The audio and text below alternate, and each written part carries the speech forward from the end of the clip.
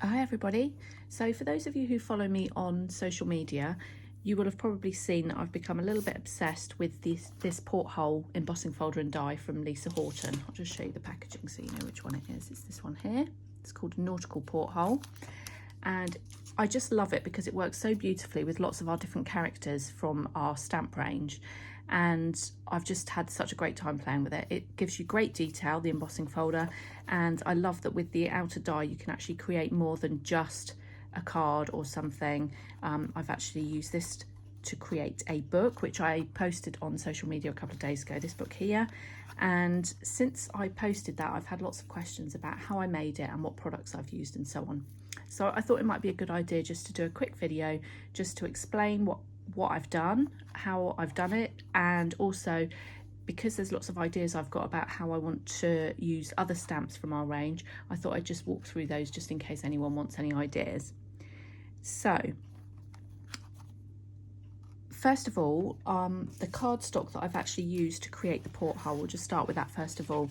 So this is actually, I wasn't sure what it was a couple of days ago, but I've gone through my stash and I found that it is actually a Sizzix one, and it's called the Pearl cardstock from their charcoal collection.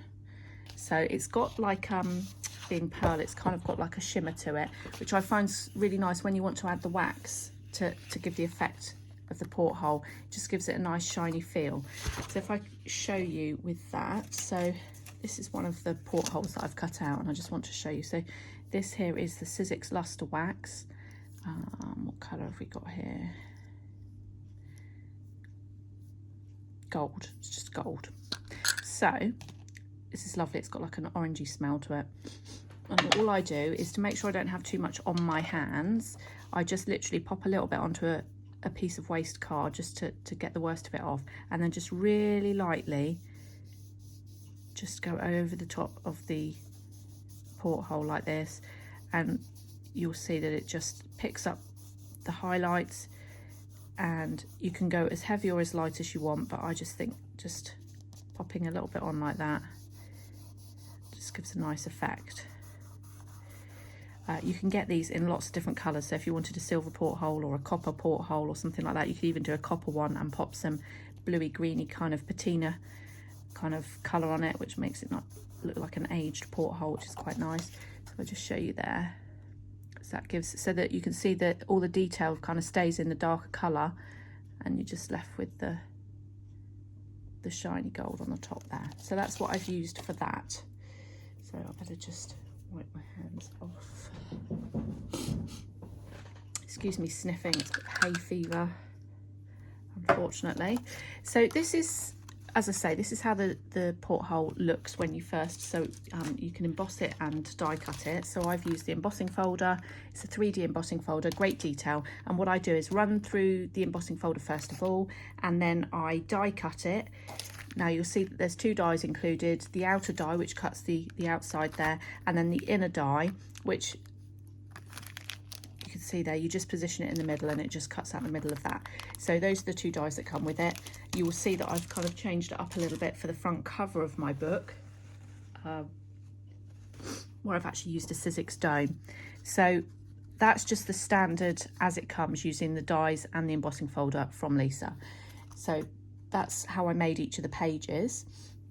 But for the front cover with the dome in it, all I've done is die cut the outer edge as normal, but then I've used the Sizzix.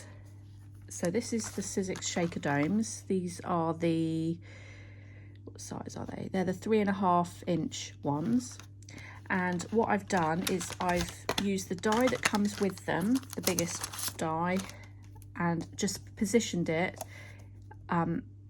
inside the porthole. It's quite, I mean, I haven't measured or anything, but it's quite easy to see that I've just left a kind of equal rim around the porthole there, so it's bigger than the normal porthole insert.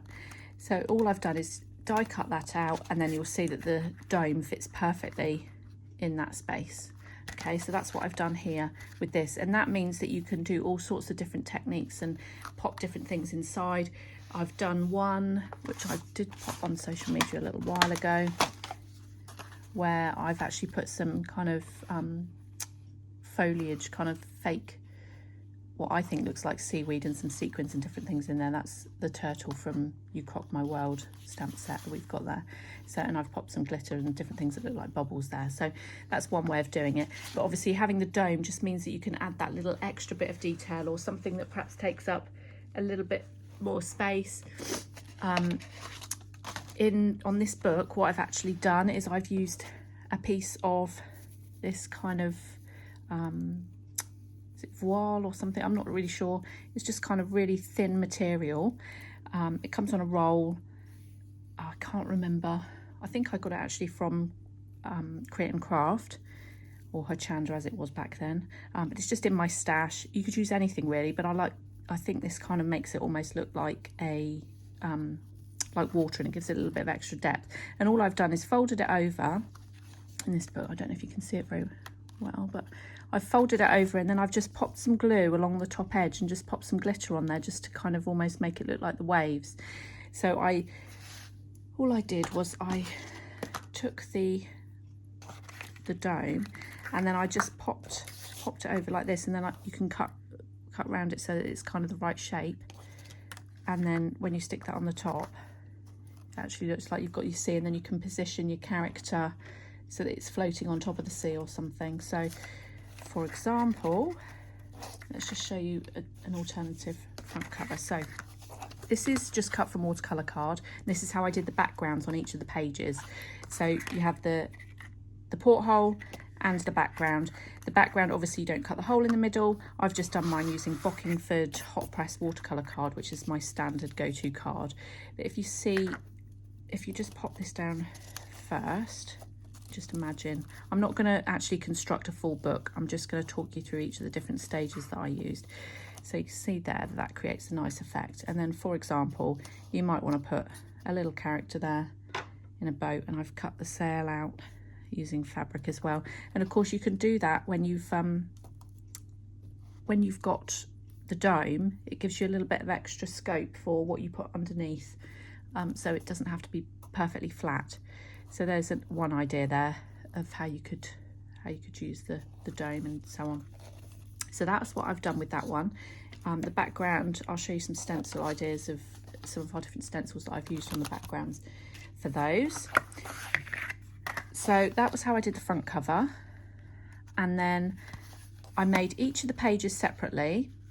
And obviously I didn't use the dome on these ones. These are just cut normally using the dies from Lisa. And of course you could do that. You could do a whole book and you don't need to pop the dome on the front. You could just use the standard porthole die that comes with it, and you could just do your front cover like that and just pop acetate. And what I've actually done, just to make it easier for myself, is I've used that same Sizzix dome die to actually cut the acetate for the others, because it means that you can just cut it slightly bigger, which means gives you extra space to pop the tape. So you can just pop the acetate on the back, stick it down, and it will and it's like a perfectly round, rather than having to try and cut them to size or so on. So that's how I've cut the acetate for these other pages. If you can see there, you can see the acetate on there. So for this one, like I say, I've just used, so this is like the elephant there. I've just used stencils in the background, ink blending. This one, I just literally cut out a few leaves to make them look like palm tree leaves. For this one, obviously the whale there, and the stencil for to make it look like it's underwater. For this one, I've used the koala hanging downwards, and just some die cuts that I've got that I've coloured. And then for this one, I've actually used snowflake acetate, and I've made it look like it's a cold scene rather than your sort of traditional porthole beach kind of scene. And I've used vellum in this instance, and I've done the same, just popped some glue at the top and some glitter on to make it look a bit icy. The snowflake acetate helps, and then I've used the polar bear there and some sort of wintry sky scenes there. So different ideas.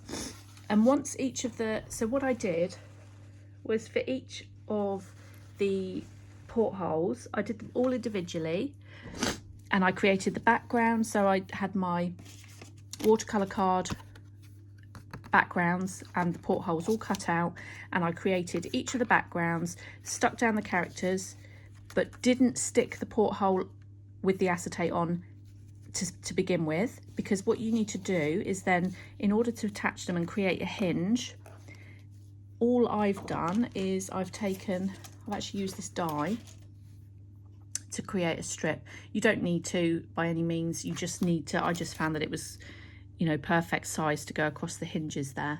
So that's why I've decided to use the die, but you can just use any kind of, as long as it fits within the hinge shape there. And all I've done is I've just scored them and folded them into half. And then what I did was, before I stuck it down, I would stick one onto there and then pop that one on top. And then you take your second one, pop it down, stick that one onto there. And of course, and you do it on both hinges, here and here. And then of course that gives you, so that when you stick that piece down, it means that you can then open the next one up. So let me show you. So each of these has got a second section. So you've got the strip of card that goes between this one and this one, in between the two layers. And then this one, you make sure before you stick the back on that you've put two, because you need, obviously, depending on how many pages you want, you need to have the next strip that goes from between this piece of card and the next one to attach the next one. And of course, you know, you can do an infinite number of pages with it, but obviously for each page you need to add another tab so that it connects it.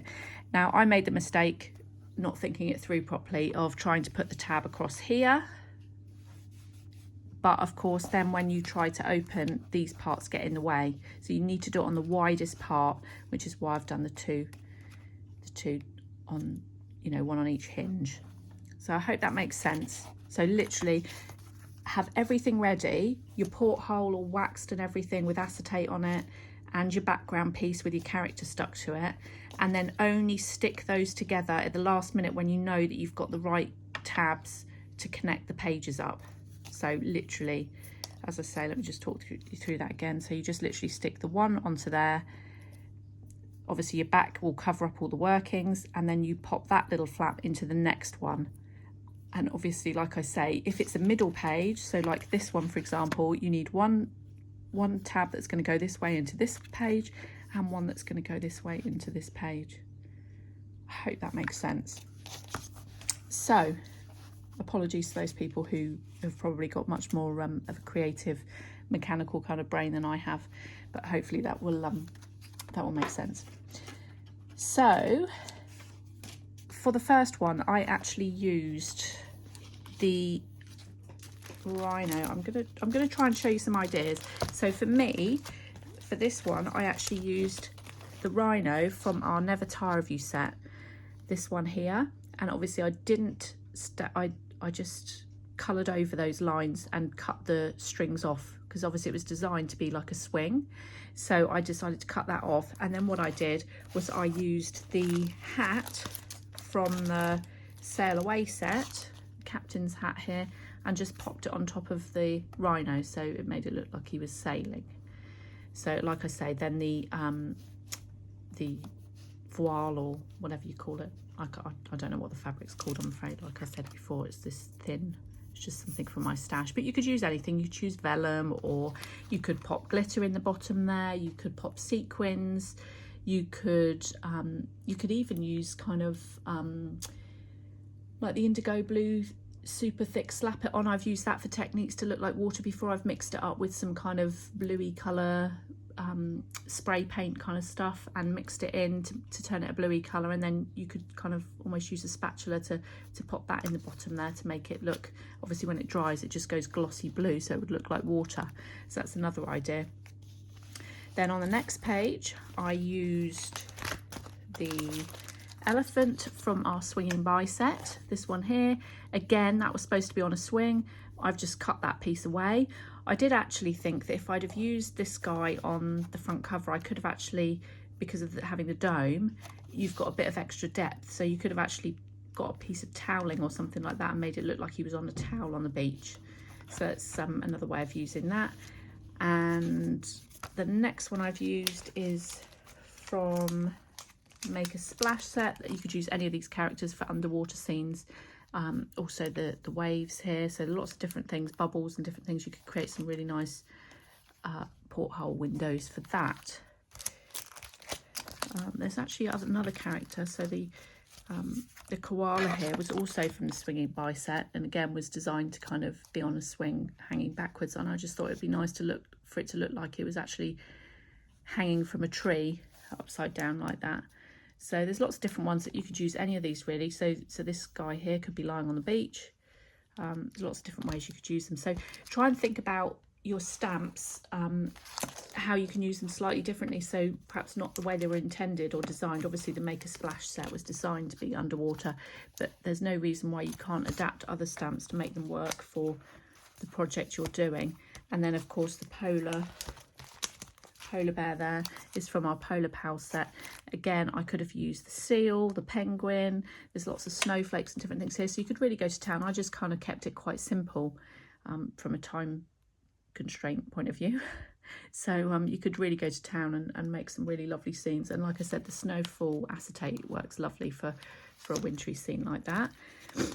Ones that I didn't use but I was thinking that I might were our Sail Away set, which I actually showed you that I used the little mouse there, and I cut the fabric out so you could use that on one of them, so that's quite appropriate. There's also the little birds in there that have got the captain's hats on, so they'd be quite good to use as well. Also the Paddle Pals set. Again, these are quite big to fit, but this little guy could fit in there quite nicely, and the branch could actually be good foliage to come in from on your porthole. So that's the Paddle Pals set. I've got Hello Sunshine.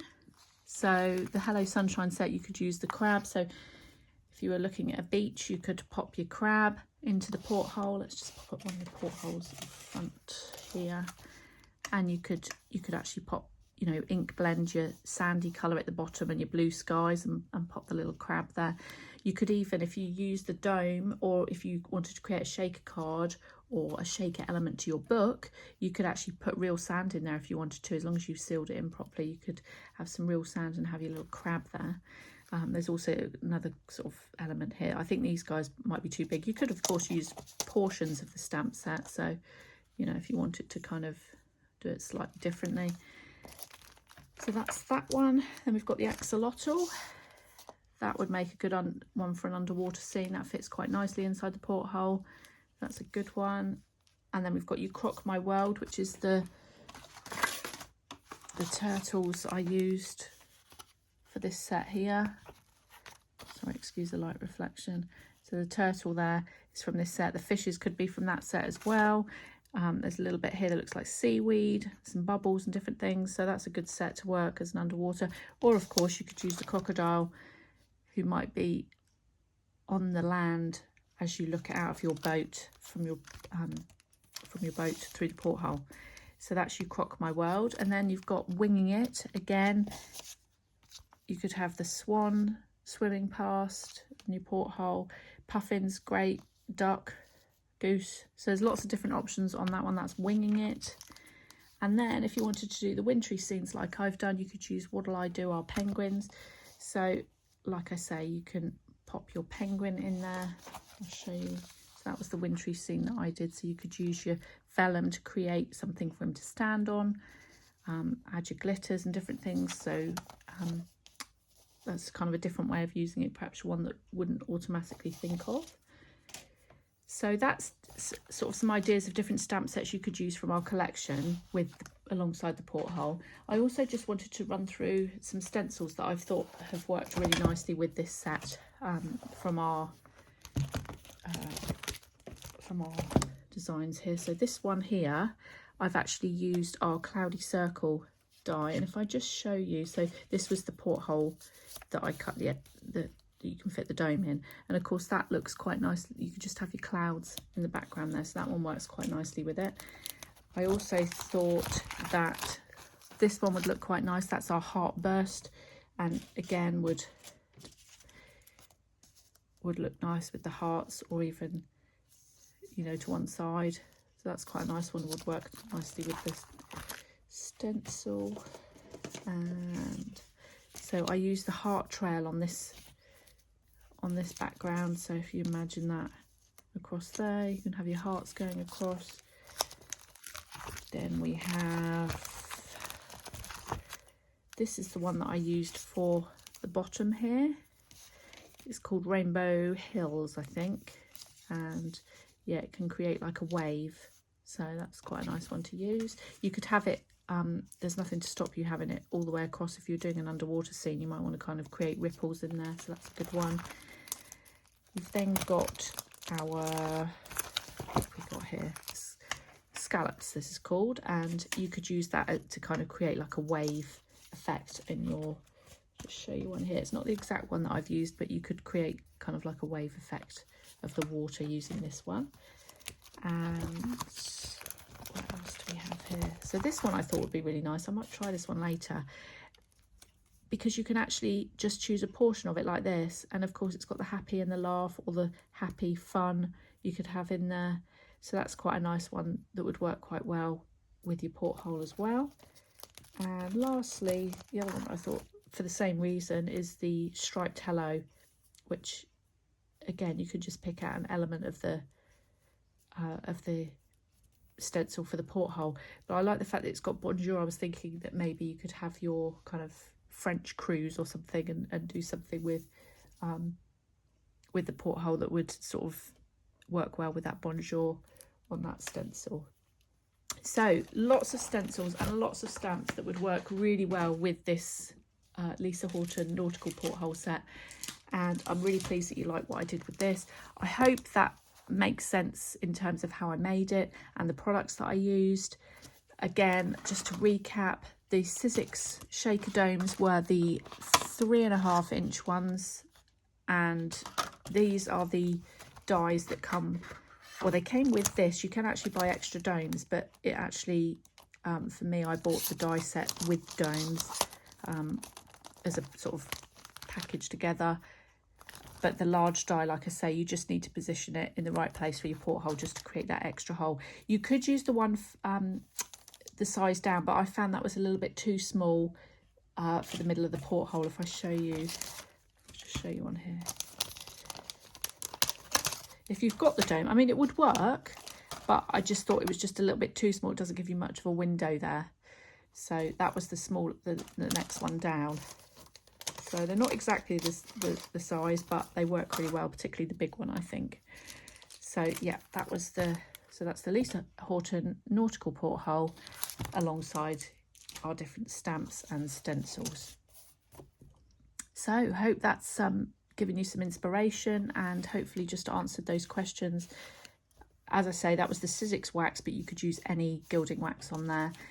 It's Sizzix cardstock, but it's just a pearlescent one. I think any dark cardstock would work. I did find that the shiny, I had like a gloss back cardstock, and I found that the wax didn't kind of go on so smooth onto that. So this was perfect in my opinion. And like I said, I used the die for the tabs, but you don't need to. You could just cut strips. That's absolutely fine. And I think that's everything. So if you've got any questions, just pop me a message through or a comment, and I look forward to seeing your makes. Thanks very much for watching. Bye bye.